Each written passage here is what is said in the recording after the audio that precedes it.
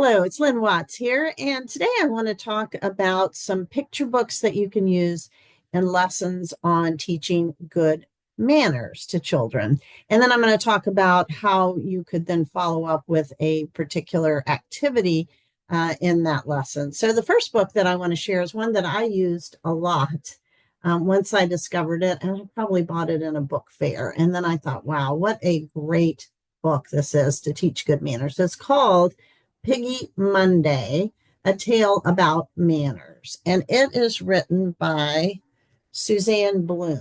All right. It has great pictures, first of all. I think it's very uh, compelling. It's very interesting to look at the pictures. You can see they're very colorful and they have lots of children in the pictures. And it's written in rhyme, which is kind of nice. The theme of the story is that there's a whole classroom of children who do not use good manners. And because of that, they start turning into, as she calls it, swine. All right. So they start turning into pigs, hence the title Piggy Monday, right? Just to give you some examples of how they don't use good manners, and what I like about this book is it's not just simple things like please and thank you and that sort of thing. It actually talks about good manners being a way that we show respect to each other, and it talks about children using good manners with each other and how important that is for relationships. So, examples of how they are not using good manners is they are teasing, no one shares, they don't take turns, they don't help out, nobody says please, um, they don't cooperate with the music teacher, they don't sing, they're whispering. They are playing a game, picking sides, and they try to leave somebody out in the cafeteria. They're throwing food.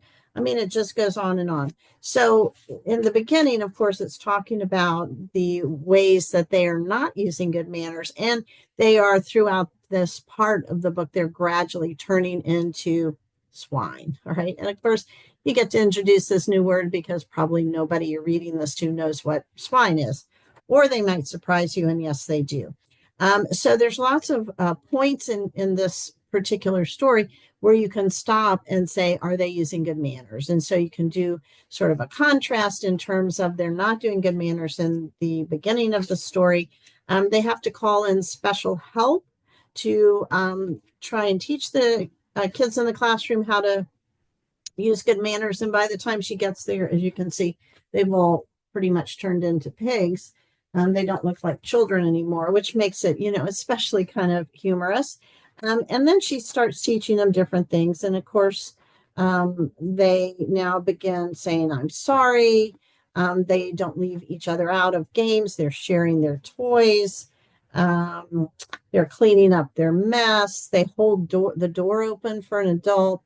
Um, they say, excuse me, please. There are lots of good examples. And so now, of course, you can shift to asking, are they using good manners? And everybody can say yes. So it is a great story. It ends on such a happy, positive note. At the very end, of course, everybody's turned back into a child because they now are using good manners. And the last line or in this little rhyming book is, yes, manners are like magic. And isn't that a nice way to end it? Whether you're small or big, be sure to always use them so you won't become a pig. All right. So Piggy Monday, really a great picture book to talk about manners, relationships, being respectful of each other. I also, of course, have a book from Wyatt the Wonder Dog about good manners. It also has not a similar theme, but a theme of two friends who are not getting along. All right. So again, the good manners in the book is not just saying please and thank you. And that's actually one of the lines in the book. It's also about a way to show respect for each other. So in this particular book, Wyatt has a very bossy friend, Max. He also appears in lots of the other Wyatt stories. But in this particular book, he is very, very bossy, and he does things like he never shares. He doesn't take turns. He always tells Wyatt what they're going to play. He doesn't let him pick what they are going to play. And when he leaves, he never cleans up and he leaves the room in a mess. So throughout the story, Wyatt is really concerned about this dilemma of what is he going to do. He likes his friend. He's not trying to you know, lose him as a friend, but at the same time, he has a really hard time with the way he acts sometimes. So, in the end, of course, he has a conversation with him, and it helps turn everything around. I use the book to teach I care statements. All right. So that's part of this book. Again, Wyatt the Wonder Dog, and that, of course, is by me. Now, if you want to extend the lesson and you're thinking, what kind of activity could I do after sharing one of these books?